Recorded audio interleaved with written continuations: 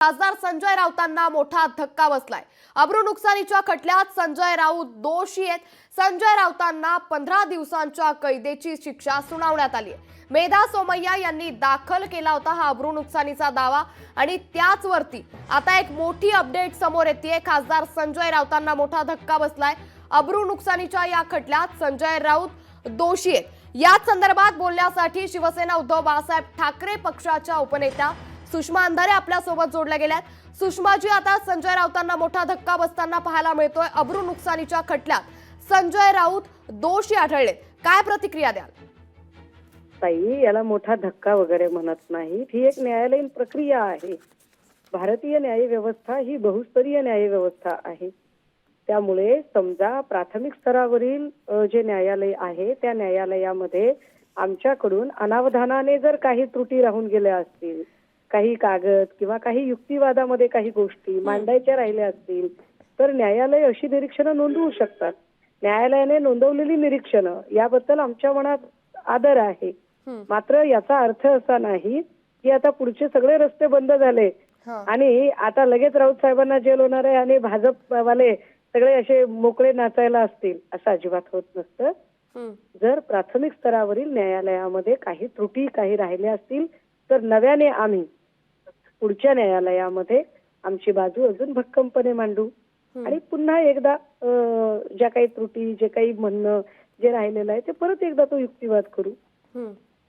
नक्कीच सुषमाजी, खरं तर सध्या पाहिलं तर अक्षय शिंदेचं एन्काउंटर प्रकरण हे सध्या महाराष्ट्रभरात गाजतंय आणि आता संजय राऊतांना देखील आता हे पाहायला मिळतंय की त्यांना दोषी ठरवण्यात आलंय अब्रू नुकसानीच्या खटल्यात।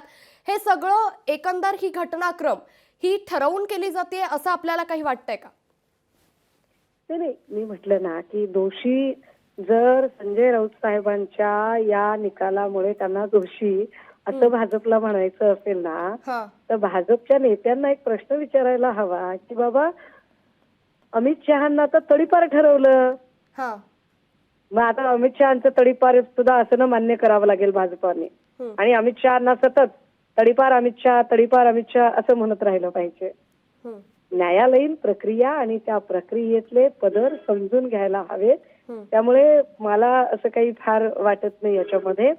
ठीक आहे, न्यायालयाने काही मतं नोंदवलेली आहेत आणि पुढच्या न्यायालयाचा रस्ता रिकामा आहे, आम्ही ते करू आणि न्याय व्यवस्थेवर इतका विश्वास आहे वगैरे अशी जर न्यायालयाची चर्चित चर्वण करायची इच्छा, उबळ, लहर, तलफ जर भाजपाला झाली असेल तर मग काल एन्काउंटर प्रकरणामध्ये का बरं धीर झाला नाही?